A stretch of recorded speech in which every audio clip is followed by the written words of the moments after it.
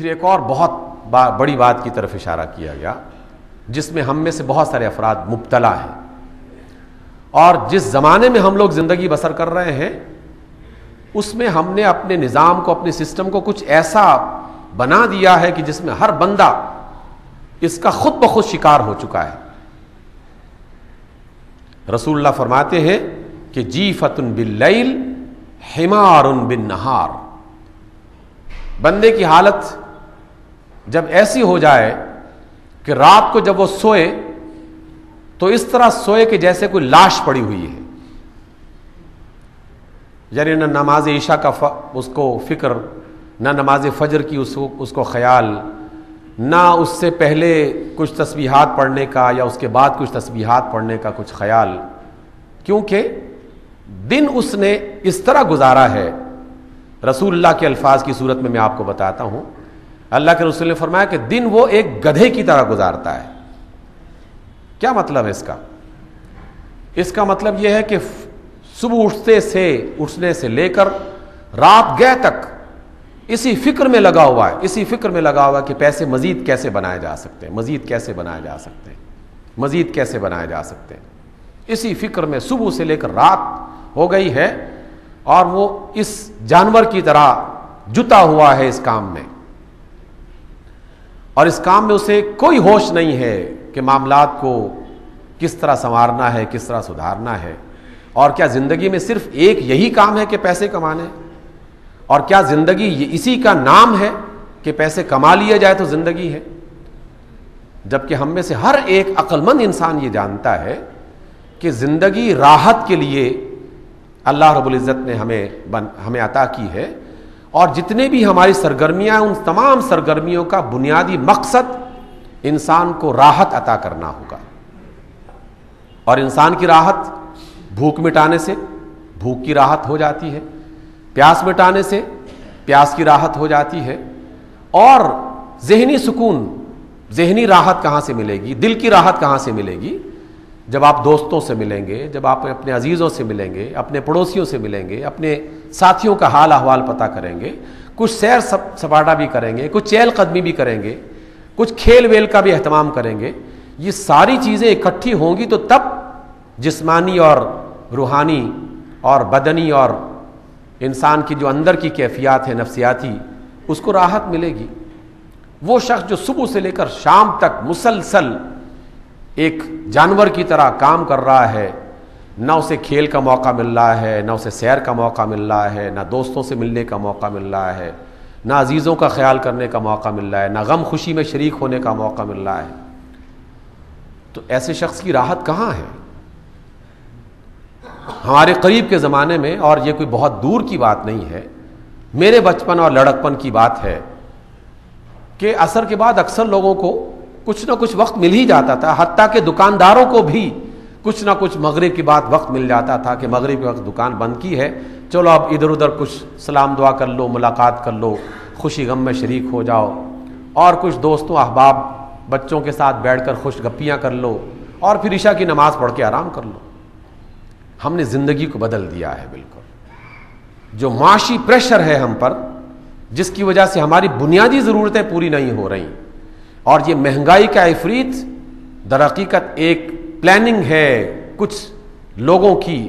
جس کی وجہ سے ایک عام آدمی کا جو سکون اور اس کی راحت ہے اس کو چھین لیا گیا ہے،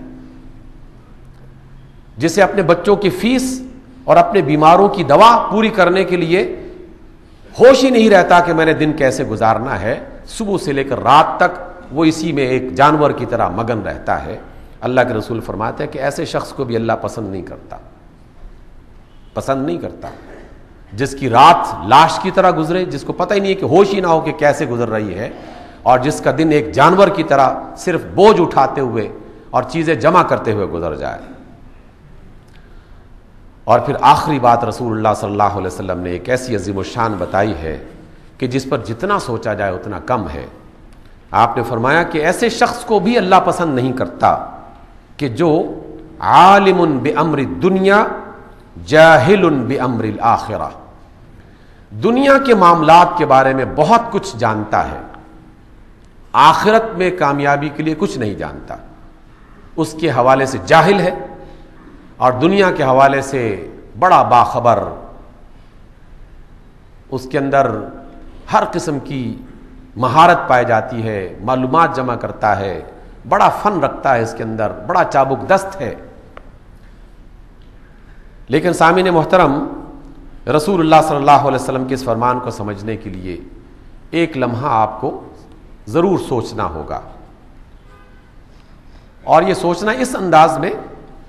کہ کیا اللہ کے رسول کے کہنے کا مطلب یہ ہے کہ دنیا کے معاملات کو چھوڑ دو؟ اللہ کے رسول یہ فرمانا چاہتے ہیں؟ یا ہم اس سے یہ نتیجہ نکالنے کی کوشش کرتے ہیں کہ دنیا کی کوئی وقت نہیں اللہ کے رسول کے نزدیک، اور دین اور دنیا، دین کے بارے میں سوچنا چاہیے؟ سامعین محترم، اس غلط فہمی کو اپنے ذہن سے نکالنا ہے، اور جب تک ہم اس کو نہیں نکالیں گے اس وقت تک معاملہ بنے گا نہیں. آئیے میں اس 2 منٹ کے اندر آپ کو اس دنیا کا بہت ہی آسان سا لیکن انتہائی گہرا فلسفہ جو قرآن و سنت کی صورت میں ہمیں ملتا ہے وہ میں آپ کو بتاتا ہوں. ایک تاجر کا کام کیا ہے؟ ایک تاجر کا کام تجارت کرنا ہے، اور تجارت کے لیے اس کام میں مہارت حاصل کرنا، اس فن میں مہارت حاصل کرنا، اشیاء کو خریدنے اور بیچنے کا فن حاصل کرنا، بازار کے اتار چڑھاؤ کے بارے میں پوری معلومات حاصل کرنا، لوگوں کی ضروریات اور اس کی رسد اور جو طلب ہے اس کے بارے میں، جو اس کی سپلائی اور جو ڈیمانڈ ہے اس کے حوالے سے ایک بیلنس اس کے ذہن میں موجود ہونا، یہی بنیادی تعلیمات ہے نا. تمام تاجروں کو یہی سکھایا جاتا ہے کہ تم نے جو چیز بیچنی ہے، جو چیز خریدنی ہے، پہلے پتہ کرو کہ لوگوں کی ضرورت کیا اس کی ہے کہ نہیں ہے، ضرورت کے مطابق اشیاء لے کے آؤ اور پھر اس کو اس طریقے سے بیچو، اور اس کے لیے یہ اور یہ اور یہ طریقے اختیار کرو. ایڈورٹائزنگ کمپنیاں بنتی ہیں، اشتہارات بنتے ہیں، دکانوں کو سجایا جاتا ہے. یہ سارے کے سارے معاملات بظاہر دنیا کے معاملات لگتے ہیں، اور یہ دنیا کے معاملات ہوں گے خالصتاً اگر اس کے اندر حلال اور حرام اور امانت داری اور بددیانتی کا خیال نہیں رکھا گیا.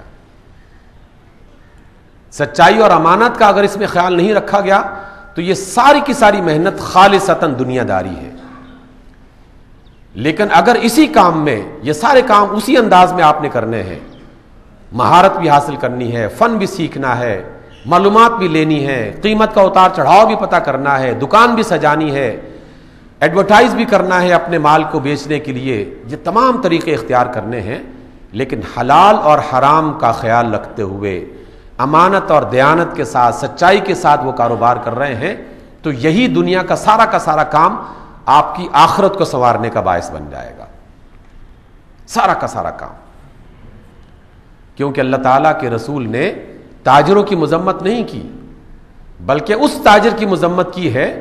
کہ جو صرف مال کے بیچنے کی فکر کرتا ہے لیکن اس میں حلال اور حرام اور اللہ کی رضا اور اللہ کے رسول کا فرمان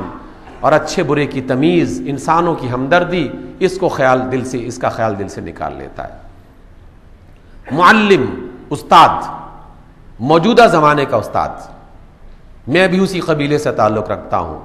پڑھانے کا کام کرتا ہوں. لیکن اگر استاد پڑھائی کا مطلب یہ سمجھتا ہے کہ اس نے گھنٹوں اور منٹوں کے حساب سے لوگوں سے ٹیوشن فیس لینی ہے اور بس یہ چند معلومات یہاں سے اٹھا کر بچوں کے ذہن میں منتقل کر دینی ہے، اور ہمیشہ اسی فکر میں لگا رہتا ہے کہ پیسے زیادہ سے زیادہ کیسے بنائے جا سکتے ہیں، فیس زیادہ سے زیادہ کیسے بڑھائی جا سکتی ہے، اور اس میں تھوڑی بہت جو ہے وہ غلطی بھی کر دے، 40 منٹ کی کلاس ہے، 15 منٹ پڑھا کے چھٹی کروا دی، پیسے پورے لے لیے. اگر کوئی معلم اس طرح کا کام کر رہا تو وہ خالصتاً دنیا دار معلم ہے. لیکن اگر اس کی تعلیم کا بنیادی مقصد معلومات فراہم کرنا بھی ہے اور اس کے ساتھ ساتھ اس طالب علم کو ایک اچھا انسان بنانا بھی ہے اور اپنے وقت کو اور اپنے معاملات کو ایمانداری کے ساتھ آگے بڑھا رہا ہے، تو اس کا یہ سارا کا سارا کام آخرت کو سنوارنے والا کام ہے. ایک ڈاکٹر، ایک انجینئر، ایک مختلف پروفیشن سے تعلق رکھنے والے لوگ، ایک وکیل، ایک جج، ایک آفیسر، ایک حاکم، ایک وزیر، سب کے بارے میں آپ سوچنا شروع کر دیں اگر ہر ایک شخص صرف اس فکر میں لگا ہوا ہے کہ میں نے پیسے زیادہ کس طرح کرنے ہیں، میں نے گریڈ میں زیادہ اضافہ کیسے کرنا ہے، میں نے بڑا رتبہ کیسے بنانا ہے، اور اس میں حلال حرام غلط سلط اس میں کوئی تمیز نہیں رکھتا، انسانوں کے ساتھ کوئی ہمدردی نہیں ہے، اللہ رسول کا کہیں درمیان میں آنا جانا نہیں ہے، کہیں اس کا واسطہ نہیں ہے، تو یہ سارے کے سارے کام خالصتاً دنیا داری کے کام ہیں، اور بدقسمتی سے ہم میں سے بیشتر لوگ اس میں مبتلا ہیں۔ اور اللہ کے رسول فرماتے ہیں کہ ایسے شخص کو اللہ تعالیٰ پسند نہیں کرتا جو صرف دنیا کے معاملات کے بارے میں جانتا ہے کہ وزیر کیسے بن سکتا ہوں، مشیر کیسے بن سکتا ہوں، گریڈ میں اضافہ کیسے ہو سکتا ہے، لیکن اس بات کی فکر نہیں کرتا کہ وزیر بننے کے بعد ذمہ داری کتنی بڑھ جائے گی۔ جو شخص جتنے مرتبے پر بڑھتا چلا جائے گا اتنے ہی اس کی ذمہ داریوں میں اضافہ ہوتا چلا جائے گا۔ اور بات کو سمجھنے کے لیے بڑی آسانی سے سمجھا جا سکتا ہے۔ کل ہی طلبہ کے ساتھ بات ہو رہی تھی تو اچانک ایک خیال ذہن میں آیا، میں نے پوچھا کہ اگر بجلی اچانک آؤٹ ہو جائے شہر سے، بستی سے، اور 2-4 گھنٹے 5-6 گھنٹے تک نہ آئے تو تم لوگ کس کو کوستے ہو؟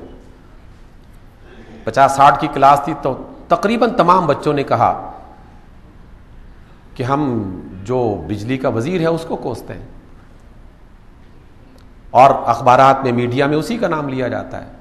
پوچھا جاتا تو صحافی اسی کے پیچھے بھاگتے ہیں۔ تو میں نے کہا کہ کیوں؟ اس لیے کہ اس کو یہ جو رتبہ ملا ہے اس رتبے کے ساتھ ساتھ یہ اس کی ذمہ داری بھی اس کے اندر شامل ہو گئی ہے۔ اور ہم دنیا والے جانتے ہیں کہ جس کو جتنی زیادہ عزت ملتی ہے اتنا ہی زیادہ اس کے بارے میں لوگ سوچتے بھی ہیں، اور اس کی معمولی سی کوتاہی یا زیادہ کوتاہی جو بھی ہے اس کے بارے میں لوگ اسی طرح تبصرہ بھی کرتے ہیں۔ اس کے اچھے کام کو لوگ اس کی تعریف کرتے ہیں، اور اس کے ہر برے کام کو پوری کی پوری پبلک محسوس بھی کرتی ہے اور اس کی مذمت کرتی ہے۔ اللہ اور اس کے رسول صلی اللہ علیہ وسلم ہمارے بارے میں اتنے زیادہ کیوں پریشان رہتے ہیں؟ اس وجہ سے کہ اللہ رب العزت نے ہمیں ایک بہت بڑی عزت سے نوازا ہے، ہمیں انسان بنایا ہے، اپنا خلیفہ بنایا اللہ تعالیٰ نے۔ تو جتنا بڑا مقام اللہ نے ہمیں عطا کیا ہے، ہماری کوتاہی کے حوالے سے وہ اتنا ہی پریشان بھی ہوتا ہے۔ جس طرح ہم لعنت ملامت کرتے ہیں وزراء کو، جس وزیر کا جو شعبہ ہو اور اس شعبے میں جو خرابی ہو ہم اس وزیر کو لعنت ملامت کرتے ہیں، تو اللہ کی زمین پر ہمیں وزیر بنا کے بھیجا گیا ہے۔ اس زمین پر جو بھی فساد ہوگا اس فساد کے ذمہ دار ہم ہوں گے، اور اس کے بارے میں لعنت ملامت کرنے کے لیے اللہ تعالیٰ کے کروڑوں فرشتے،